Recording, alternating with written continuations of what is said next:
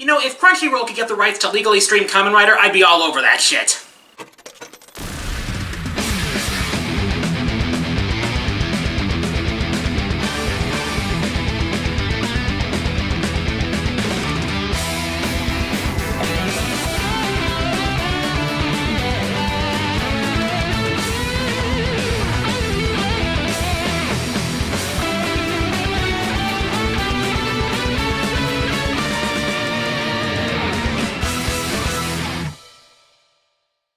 For a lot of gamers, the second week of June is like a holiday. One that's eagerly anticipated with bated breath as attention is essentially glued to live streams and social media feeds. The annual E3 is the big gaming event of the year, and it's basically publishers' time to shine. The entire week is packed full of trailers for new games, more news on games we already know about, and grown people acting like children on Christmas Day. Hey, I can make fun of myself whenever I want. On that note, we had quite a lot to talk about this year, and I'm gonna give you the games that interested me the most, at least among games that gave us significant reveals and coverage. I have to put in that last caveat because, well, let's face it, Mega Man 11 would have kinda dominated, but we didn't get anything new that previous trailers didn't already tell us. Also, I'm not counting remasters, as excited as I am for Tales of Vesperia, yeah, that one edition. I've had quite a lot of time to think about this since my live reaction, so let's not beat around the bush anymore. It's game time! I may not be the most social person in the world, but I do appreciate a good game of Mario Party. Emphasis on the word good. Problem is, we haven't exactly seen a good Mario Party in years. 8 went in way too heavy on motion controls, 9 was hurt by the car and the severely reduced emphasis on minigames, and I never even bothered with 10, or any of the handheld ones for that matter. But after Nintendo and the Switch gave me reason to love Mario Tennis again, they might just do the same with everyone's favorite feud starter. But while Aces did so with exciting game mechanics that turned tennis into a fighting game, Super Mario Party is looking to do so by taking steps to return the series to its roots. Yeah, see? Taking steps. On the ground, and not in that car. The traditional board style is back. People are racing across the board for stars again. There's minigames after every turn again. And Bowser... Wait, Bowser's playable this time? So, what's happening to the Bowser spaces? Oh, they're called Bad Luck spaces now, okay. Also, there's team play that includes boards with a twist. Of course, the selection of minigames is important as well, and Super is packing over 80 different minigames which feature a mix of traditional and motion controls. And since the game has to capitalize on the Switch's gimmick somehow, there are even a few games that have you position 2 Switch systems together. That is, if you're lucky enough to know of people who also have a Switch. Though given the system's popularity, that shouldn't be quite as difficult as it sounds. The game comes out in October, and it's looking promising, so let's hope Indie Cube finally got it right this time. You know, I never really was all that interested in games that centered around the whole twice-to-life gimmick. Skylanders, Disney Infinity, LEGO Dimensions, they had my curiosity at best. And when Ubisoft debuted Starlink Battle for Atlas, it was kind of the same way. The concept is actually pretty neat for the idea. Instead of just simply putting a toy on a scanner, we have something where you customize a starship with various weapons on the fly. Each pilot and ship has their own unique stats, meaning different setups for different missions. You'll also have the opportunity to change weapons to take on different enemies more effectively. Okay, I'm curious, but how are you gonna get me interested? Let's rock and roll, boys! Okay, now I'm interested! It seems Ubisoft is showing its commitment to Nintendo by doing the most unexpected things imaginable. Teaming Mario with the Rabbids was a better game than it had any right to be, and now they're looking to make a better Star Fox game than Platinum did in everything but name. The Switch version is coming with an R-Wing that can be customized just like the other ships in the game. The gameplay itself actually looks really polished. The star system spans several planets, and you can move from open space to planet sides seamlessly. The planets themselves look vibrant and full of stuff to discover. It's kind of like if No Man's Sky was actually good at launch. Combat looks involved as well, with the instant switching of weapons allowing you to adapt to situations without a hitch. You'll need to switch from flight to skimming and back as the situation demands, and both modes seem to show fluid gameplay. But the customization is especially impressive. With items to earn for missions to upgrade your ship, you're gonna have a lot of options. Of course, you could complete the entire game the purist's way. No items, Fox only.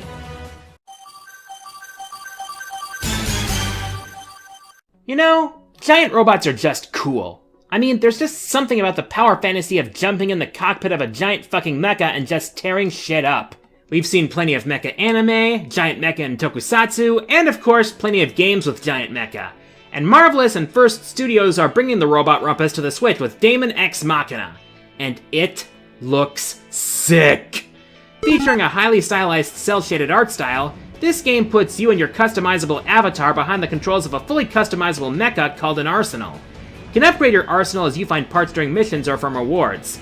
From what we've seen at the treehouse, the combat looks very fast-paced and involved.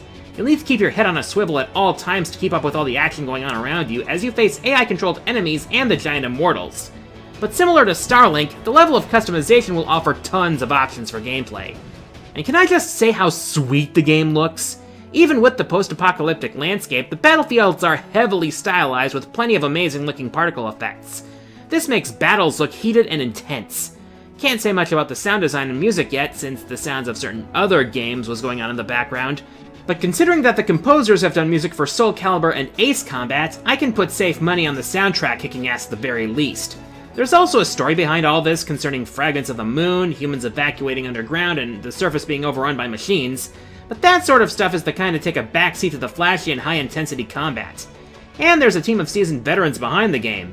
In fact, the producer, Kenichiro Tsukuda, has experience with mecha games, considering he's produced a few of the games in a little series called Armored Core. So yeah, I think this one's in good hands.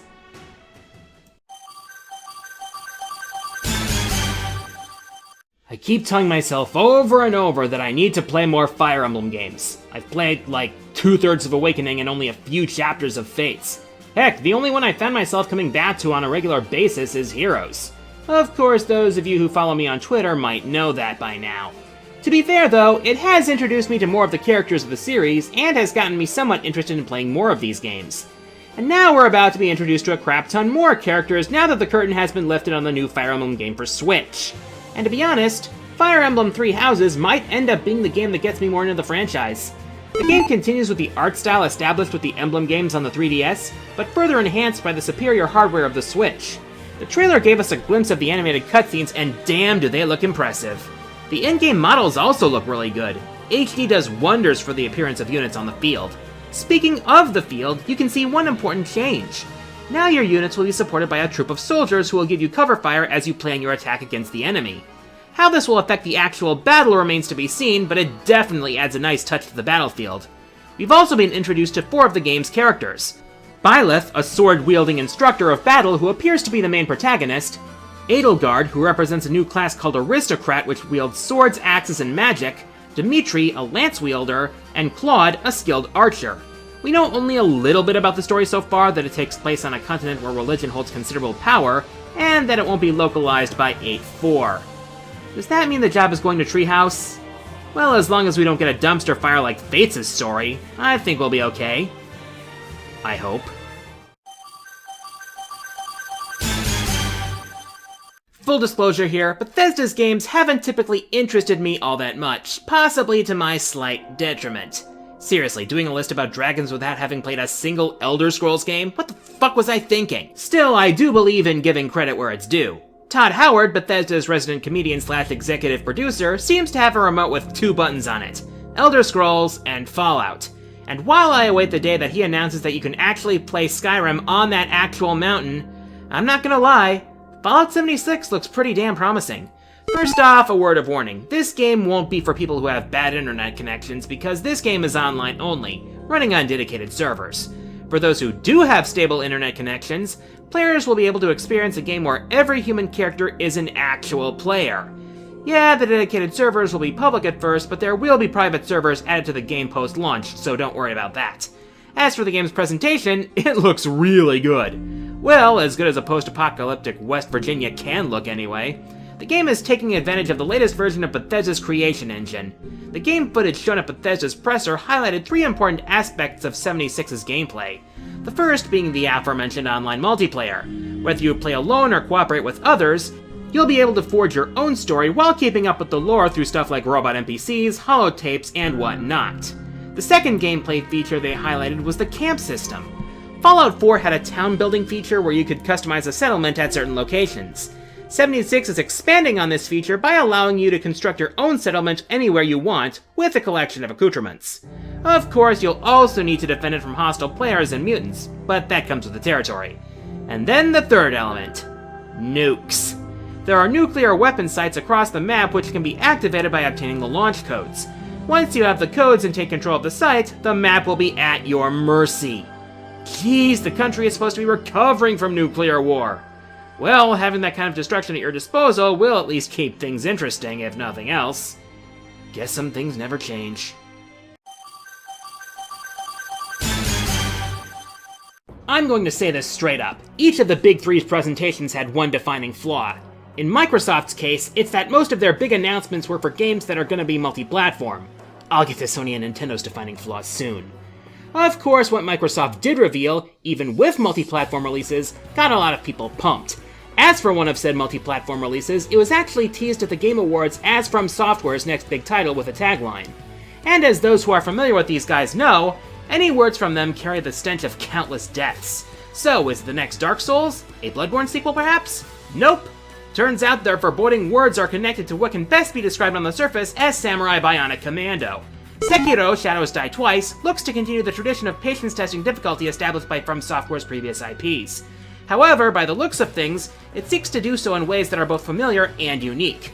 The trailer starts on the near death of the player character, only for that character to wake up with an unusual prosthetic where a severed sword arm was once proudly attached. This bionic arm, from before bionics was even a thing, will factor quite a bit into the gameplay as essentially a grappling hook, from getting you across gaps and onto ledges and rooftops, to pulling yourself into range to plant your sword firmly into the skull of a powerful enemy. Given the developer's pedigree, it should come as no surprise that the game looks gritty and visceral as all hell, but there's also a lot of detail in both the environments and the character and enemy models. The combat will continue the Soulsborne tradition of being calculated and deliberate, requiring full knowledge of your abilities and careful observation of your enemies to prevail. Or dying, that can happen too, that tends to happen a lot in From Software's titles. One concern that I've noticed from some people is that Activision is publishing the game. And while I could counter that with how well the Insane trilogy was handled and how promising the Reignited trilogy is looking, I gotta remember that those are remakes of Western-developed games. I guess the only thing we can do is hope for the best. Which reminds me, I need to play Bloodborne sometime. Man, my backlog is killing me. Okay, out of the big three, Sony had probably the worst presentation, and for one big reason. The pacing was god-awful. At least the games that they did show looked really good. Last of Us 2 and Ghosts of Tsushima look gritty and visceral, and we know a little more about Death Stranding, emphasis on a little, but if you ask me, everyone's favorite web-slinger stole the whole presentation. We've known about Insomniac's take on your friendly neighborhood Spider-Man for a few years now, and the more I see of it, the more I'm convinced that these guys are treating the wall crawler with the respect that he deserves. My Spidey sense is tingling big time. This is going to be a game to watch. The gameplay trailer from the presentation showed a ton of action going down at the raft, starting with Electro shooting down a police helicopter and releasing a bunch of perps that Spidey proceeds to take on, followed by the appearance of Rhino and Scorpion, a chase which introduces Vulture, culminating with a showdown that turns into a beatdown by the Sinister Six. The combat shown in the trailer looks extremely well executed and makes great use of Spidey's abilities, and the graphics look really polished here. Yuri Lowenthal also lends his voice talents, and he's a great match for Spider-Man's witty personality. But the footage of the show floor demo showed the open world and... ho ho ho ho ho ho ho. You know how many Spider fans consider the Spider-Man 2 game to be the definitive web-slinging experience? Well, it's clear that Insomniac is taking plenty of cues from that, and it looks amazing. The amount of freedom the footage showed is just breathtaking, not to mention those graphics. We even got footage of a fight with Shocker. The fight actually looks like a well-designed puzzle boss that makes great use of the environment. If most of the fights are like this, and if the gameplay feels as great as it looks, we could be looking at one of the best superhero games of this console generation. And after several years of Spider games that have ranged from okay to just no, this is looking to be a welcome addition to Sony's already solid lineup of games from this year. And considering the overwhelmingly positive response to Dad of Boy, that's saying something.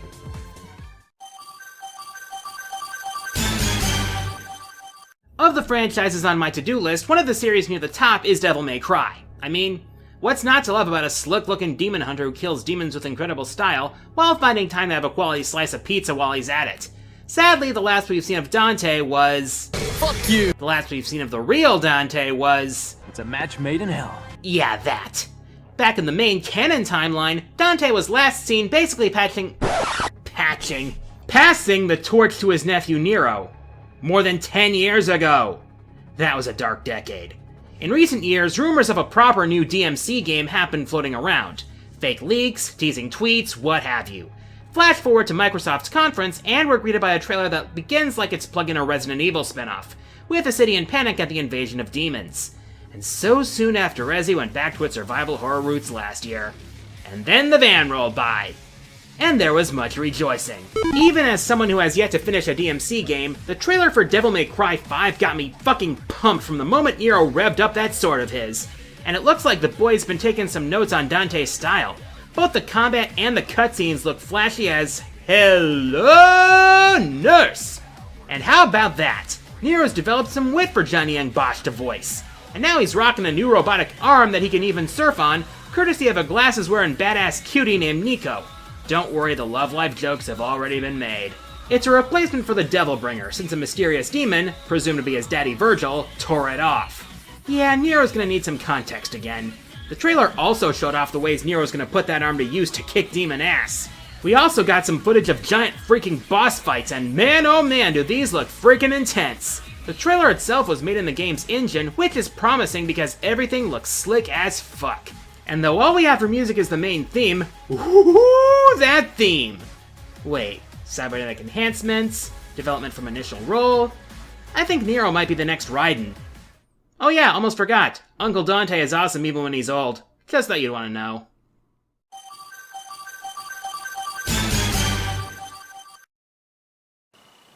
Aqua's a Nort. Aqua's a Nort. Aqua's a Nort. And now we get to Square Enix's 10-plus year-long event comic game. Squeenix has had a pretty nasty habit of drawing things out with things that fans get hyped about. Final Fantasy Vs 13 got drawn out so long that it turned from a spin-off into Final Fantasy 15. The Final Fantasy VII remake has gone through so much that it's actually changed developers. And Kingdom Hearts 3? Don't even get me started. I mean, when was this announced? 5 years ago? At the very least, we've been getting trailers that have gotten progressively cooler and showing off what we can expect from the latest in this spiderweb of a plot. But how are you gonna keep me interested in all this? Well, what we got at E3 and the preceding orchestra concert certainly helped. First of all, we finally have a release date.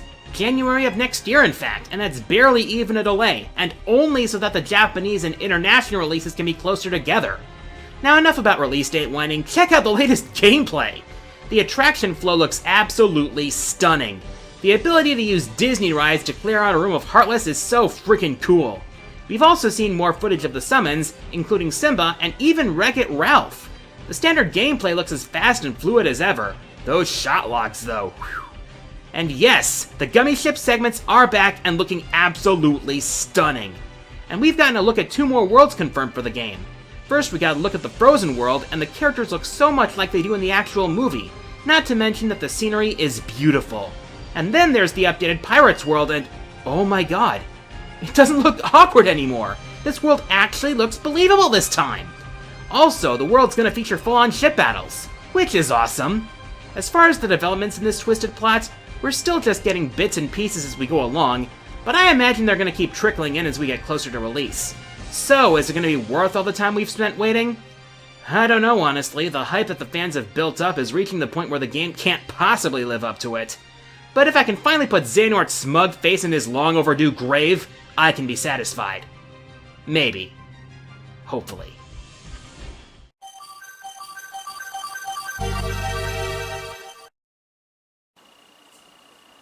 What else? Okay, to be fair, while some of Nintendo's titles did catch my attention, their flaw was that they blew half their load on one game. And when you take a risk like that, you have to go big or go home. That being said, Super Smash Bros. Ultimate went freaking huge! That teaser back in March was like a hole drilled into the wall of a dam, but the E3 presentation just let the whole thing burst wide open. Want to get people's attention and get them interested in this new Smash? How about we start by bringing back every single character who's ever been playable? Ice Climbers, Pichu, Pokemon Trainer, Young Link, Wolf, freaking Snake! My friends and I all freaked out at that reveal. Already this makes it the biggest Smash game ever, but Sakurai isn't just one to rest on his laurels. Character tweaks are slated to be in the tens of thousands. Shulk can switch Monado arts on the fly. Zelda's new look is just Gucci. Pokemon Trainer can switch Pokemon without any delay. Ganondorf went back to his Ocarina look and is actually using his sword this time. And a crap ton of other character tweaks are happening. We also got the first gameplay footage of the Inklings, and they play pretty much how I imagined it, which is good. Plus, the clones are now being called Echo Fighters, which opens the door for plenty of new fighters, one of which has already been revealed to be Daisy. And not only are all the characters back, but a ton of stages are also coming back, and the difference in their look is incredible. Remember what I said about HD doing wonders? Yeah, basically that. Omega forms are also back and brought Battlefield forms with them for more action. Plenty of new and returning items and assist trophies are also on the cards, though not gonna lie, I'm more saddened by Bomberman being an assist trophy than Waluigi. Whatevs. The game's also bringing plenty of overall gameplay and quality of life adjustments, like easy short hopping, attacking from ladders, additional indicators on the HUD, additional damage in one-on-one fights, and more, making the gameplay look as fun and frantic as ever. Welcome features are returning as well, including GameCube controller support, Amiibo figure players, including support for existing Amiibo data, 8-player fights, and more. It's pretty safe to say that Nintendo is bringing their A-game with the biggest Smash Bros. Ever, just in time for the holiday season, no less. Oh, and one last thing. They finally made Ridley playable in the most self-aware manner possible, and he's a total beast. Never ask Sakurai for anything ever again.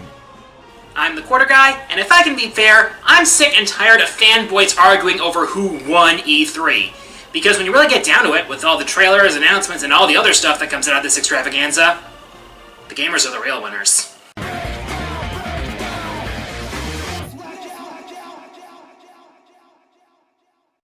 You know, as a well-traveled gamer, I've learned plenty of lessons over the years. Here's a bit of advice for you. When life gives you lemons, don't make lemonade. Instead, make a weapon that shoots those lemons at evil robots. Then take their weapons and destroy even more evil robots. Just keep doing that and eventually a mad scientist will be begging for mercy in front of you before escaping through a secret door somewhere. Next time, Top 10 Robot Master Weapons. It's game time!